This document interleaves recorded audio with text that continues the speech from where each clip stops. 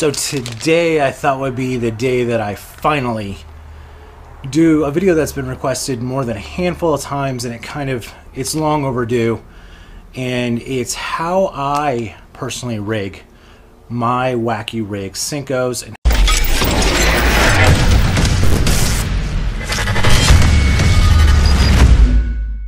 so the Wacky Rig Senko, well, that's difficult to say, isn't it? For quite some time I've been catching fish on this particular rig, and I've had a couple people in person and online ask me how I rig it, what hooks do I use a weight, what brand stick bait, why do I not have a lot of misses, do I have a lot of misses. So I'm going to do this video, I'm going to cover everything that I use and everything that you can buy, and I'll put links to Amazon down below or someplace to Tackle Warehouse to show you exactly what these things are. So let's start off with what you need first, and that is a stick bait. Now this is a Senko. Yamamoto is Senko. So you're going to take a Senko and you're going to get one of these. This is a wacky rigging tool, and it has all of these little kind of black elastic bands, and they're pretty tight, and that's what this tool is for, is you slide it up and you stick the bait in here and snaps on like that, and there you have it. And what this really does is it provides extra longevity for the bait, and I'll show you how I hook this in a second. But one of the things I do want to note on this is that these little black rings, they come in different sizes. So if you wanted to wacky rig a zoom trick worm, which is thinner in diameter than this, get a smaller size. You can do it and can be done, and the bait just won't slide off. So that's the first part, is setting up the worm. What you'll need next is a hook. Now this is my preferred hook. This is the Gamakatsu G Finesse, and it is weedless. And the reason why I like this particular hook for weedless is because it's not the monofilament or the fluoro like guard that a lot of these other like brands have.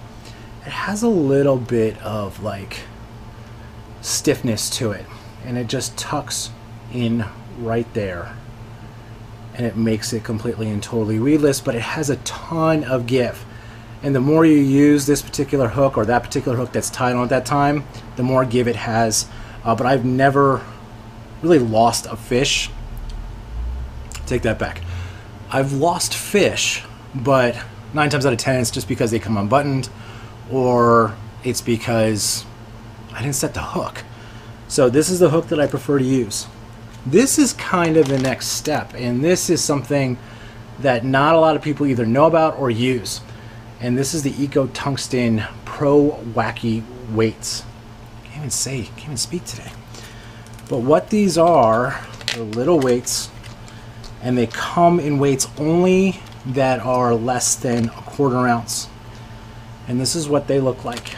Now, the packaging on the back will tell you that you're supposed to stick it in the worm, and then you're supposed to thread the hook through the hole in there. I don't do it that way.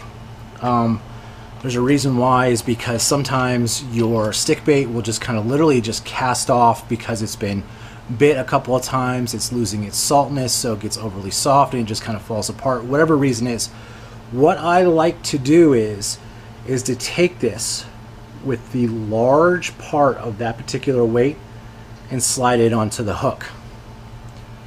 I close this down now, and then this part is super crucial. You're going to want to take a pair of pliers, doesn't matter what kind, and pinch that down onto the actual hook.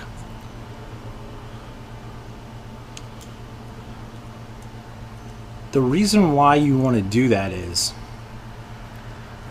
the reason why you want to do that is because it won't slide past this part anymore. It won't slide past the eye of the hook, yet it still can move, as you can see. And if you don't clamp it down, if you get a fish to hit this hook really, really hard with your bait on it, that weight will shoot up and it will go up your line, and getting it past the weed guard, and it's just a pain in the butt. So definitely pinch it down. This is what it'll look like. Next up, take your wacky, and I skin it right underneath the actual O-ring. Now, here's like a debate for all time. A lot of people will tell you that you need 2 O-rings. One here, and you crisscross them, you kind of make a little hatch mark. And then you kind of tuck it in, and then the worm will fall like this with the hook. I got some news for you. You have no idea how that fish is positioned, on how it's going to fall in front of that fish. You don't know if the fish is facing it dead on, sideways, whatever it may be. So to me, it's not a necessity, but this is the actual setup. Now I will put this on my rod. Now the rod that I'm using, 13 Omen Generation 2. It's in a 7-foot medium heavy, and I will tie a Palomar knot to get this on the actual line. The line test is 12-pound Seaguar and Vizex, and 12-pound for a lot of people that may watch this in certain parts of the country is a lot. I'm fishing the Delta most of the time, and I like the actual weight. I think that the fish aren't shy to it, and there's a ton of vegetation, so I kind of want that little bit of extra, that little bit of extra strength to pull them out of the weeds. So this is how it looks at the end, and you would snip the line, but that's it right there. So some things that I probably do a little bit differently, and one last thing, the reel is a 7-to-1 ratio, so I can get the fish out quickly, but that weight is behind the actual stick bait, and so it won't fall off this way, and it won't get shot up the other way because the weight will block it. And this is what I use, and this is how I rig a Wacky Rig.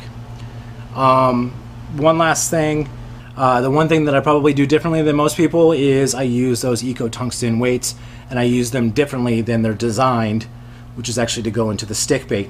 Now, my thoughts on the other weighted Wacky hooks, they're typically not fully closed, and they also have those kind of prongs. They're almost like a weed guard for jigs, and I just find that those things are kind of annoying, and they're not really weedless. This particular setup, when this is closed down, is really weedless. I mean, I fished the Delta on this and I never clean it off. So hope that helped. Thanks for watching these things. Don't forget to like, comment, and subscribe. That's it. Bye.